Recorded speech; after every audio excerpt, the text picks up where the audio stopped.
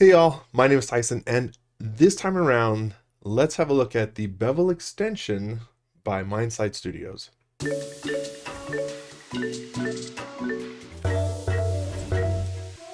So, creating bevels and chamfers is something that you may or may not do in your models more or less, but if you find yourself needing to do that, even though there are some native tools that can work in some situations, these extensions actually are going to just make this process so much better. There is another extension out there by Fredo 6, also a very powerful extension, also a paid extension. This one is also paid, but I think you'll see that it's definitely worth looking into based on what it can do. All these models back here, I'm not going to go through the tool in exquisite detail. I just want to kind of throw it at different models and do a little bit of a torture test, if you will, and we'll see how well it does. Let's jump in.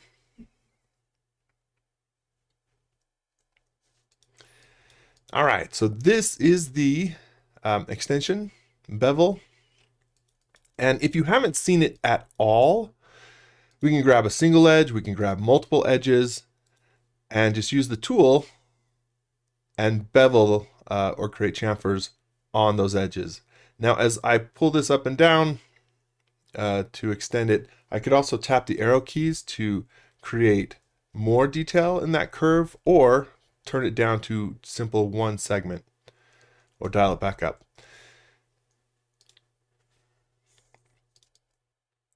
Now, let's grab the whole model and do the same thing.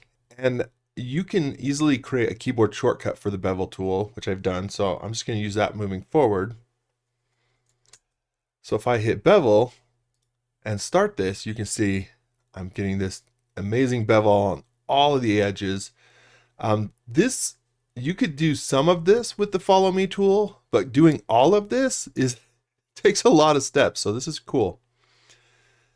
When I'm doing this, I actually prefer to use the method where I can just type in and say, you know what, I want a 2-inch offset, comma, and I want 6 segments. Hit enter and just get it really nice and clean from the start. Now you can change the number of segments. I can't change the offset distance at this point, but I could say 1, hit enter, and I get 1 instead of 6, or 12, and I'll get more detail. I'm going to undo that. That's the method that I'm going to be using moving forward, is to just grab a surface or grab multiple surfaces or edges and then hit the tool and say 1, 1 for a 1-inch offset at 1 segment. Just to show it's possible. It is an interesting feature that one of the options is this live bevel. This works on groups or components. So from the outside, I can hit live bevel. It's going to pull up this real-time menu and let me turn up, for example, the segments or change the edge offset. And I can see that. And actually, I can continue to manipulate the geometry and get that in real time. Now, I'm not going to use this, and I tend not to use this that much for 2 reasons. One, I'm not even going to show this for fear that it might mess something up. If I go down here to some of these more complex models and do a live, it does work, but it starts to run slower. And the other reason I don't want to do that is if I come back in here, this is still active until I commit this. It's just part of now this group that I can come back in and make changes. That's really cool. But if I hit undo, all my changes here in the live bevel settings are part of the undo stack. You can see it's stepping through the changes I've made. It's stepping through changes here. And if I'm just noodling around in here, I don't want to have to undo all the way through those. Now I can remove this, but it's just one of those things that for me, I tend to just use the tool and define the offset and the number of segments. And I just find that works better for most situations where I kind of know what I want to get anyway. So just so we know that, we're going to touch on a few of these as we go. That's just an intro to some of the things the tool will do. Okay, so let's jump to these examples.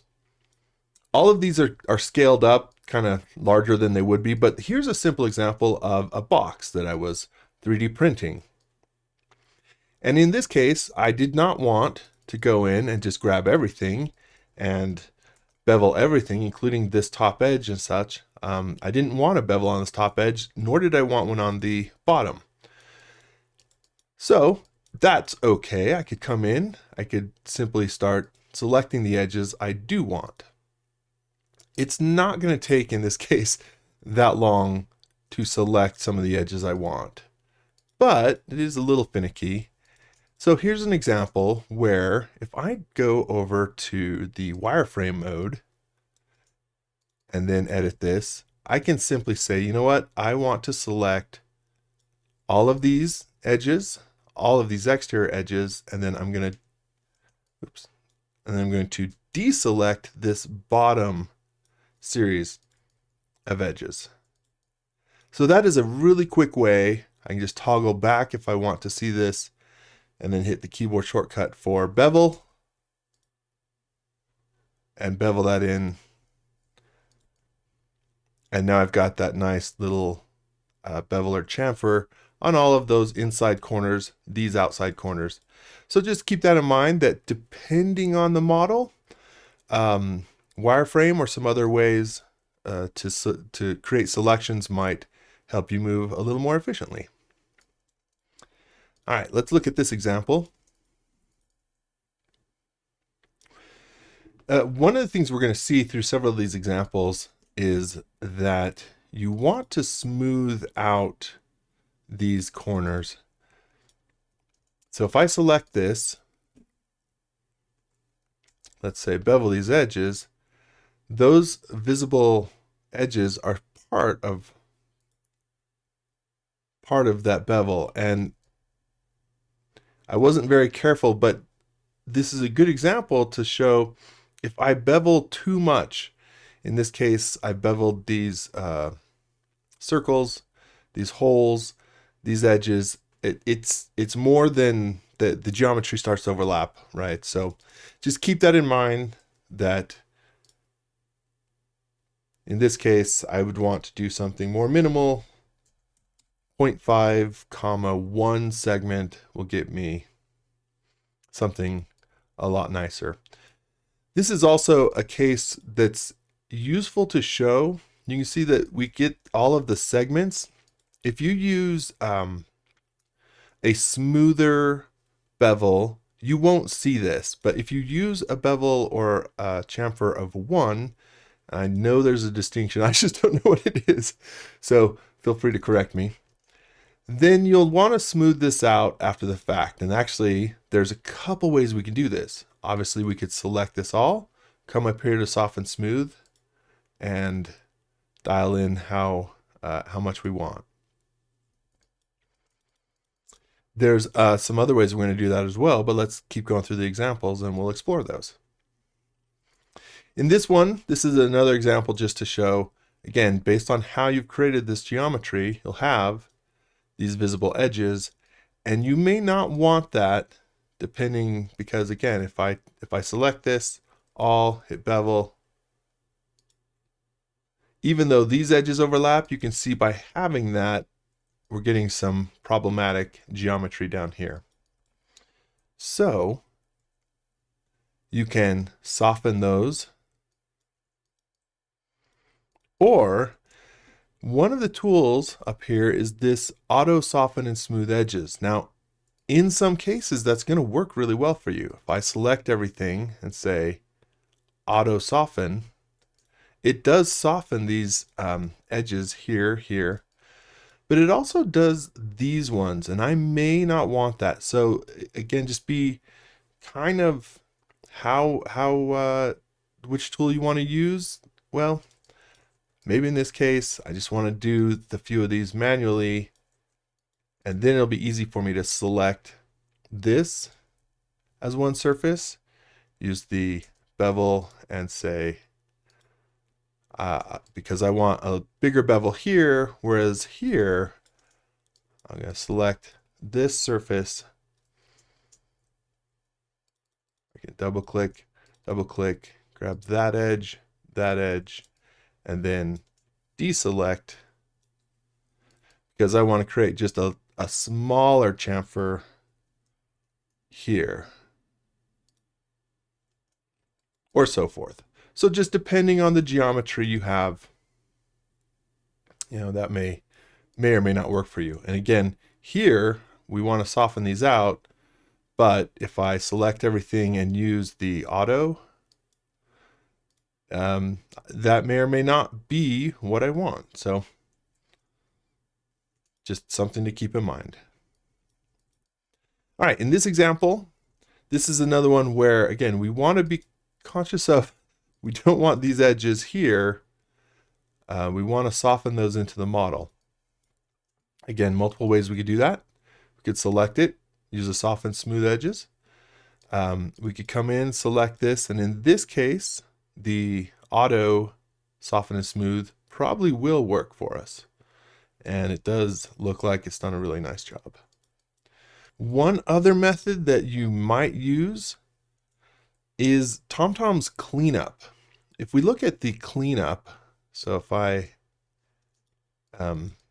just select this from the outside and use the auto smooth, that doesn't work from the outside, but from the outside I could go into cleanup and I can have a smooth edges by angle a certain amount. And in this case, it will do that. So again, multiple ways to do a similar thing that might work in different cases. In this case, once I have that, I'll just come in, go ahead and grab everything, hit the bevel tool, start this, and I want 0.5, comma 1 is what I'm finding works at the scale that we're at here.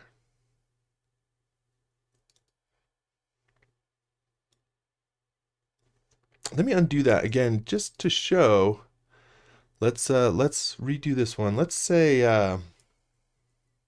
hit the bevel, start this out. This time, let's say 0.75, comma 1.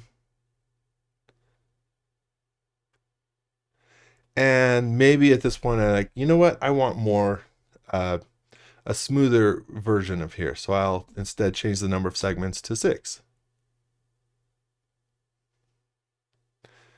Again, just to show that it is possible based on what you're trying to do. If I look at the hidden geometry, imagine trying to do this, all of this, to get the follow me or some other tool to do this. It just, no. So this is so cool. This extension, this plugin, so cool. This example is only to show the only difference between these two objects is this corner. And I'm going to come in and let's just say, I'll select this. I set this auto soften to a keyboard shortcut. So I'll hit that auto soften and then I'll hit the shortcut for bevel. So a quick way to, in a case like this, get that to work. And I'm going to say 0.5, comma 1. Lovely. I'll quickly grab it all and hit my shortcut for auto soften again. And that looks amazing. In this case, this tight corner, inside corners is where the tool is going to sometimes not work as well. And we're going to see this over here. But I'm going to grab it, again, hit my shortcut for smoothing, hit my shortcut for bevel. I'll give it the same bevel that we gave the other one. of 0.5 comma 1, hit enter, and it does resolve this corner pretty well. So grab it, hit the auto smooth, or again, clean up or soften smooth edges, any of these to do what you want. This is just a point to say that even though the bevel extension will resolve this corner, just keep in mind that you may want to add things in the model before you chamfer or bevel that give it a smoother curve. And this is just your decision. If you were to say, how would this be, I don't know, if this was milled out, it would look more like this. It wouldn't look like this. Versus if this was a piece that was welded on, maybe it would look like this. So anyway, it's just a consideration that keep in mind your own model before you're throwing the bevel extension at it. Okay, last example. I saved this one for last. I think this extension's amazing. There are cases where it is going to not exactly resolve all the geometry. So let's come in here, select this geometry,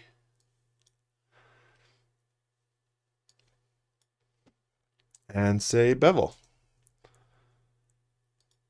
Now, to start with, I'm going to create a bevel that's too much. And you can see, yeah, there's some problem geometry here. So maybe we say, well, let's just dial that back. But these corners are so tight. Even if we dial it back, we're still going to have some problem. So again, let me go to say 0.5 comma 1.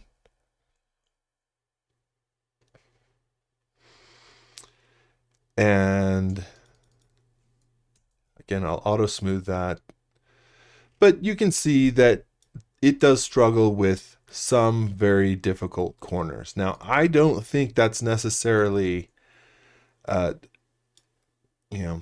big a knock against the tool, because in honesty, if you go out into other tools that have dedicated sort of solid modeling and chamfering tools, they still have some issues. They can maybe resolve this corner, but then there'll be sort of methods of making it cleaner. So in extreme cases, yes, you may need to come in and say, you know what, let me see if I can draw from this edge. I'm going to continue over, complete that surface. And maybe I'll do a little bit of just resolving this corner, and then I'll have to copy this corner, say, to the other examples if I really needed to make this work. So we can make this work. If this was multiple, 3, 6, 12 sides, this would be a lot harder for sure. But it is possible to come in and say, let's just do a little bit of work to make this work, and little stitching.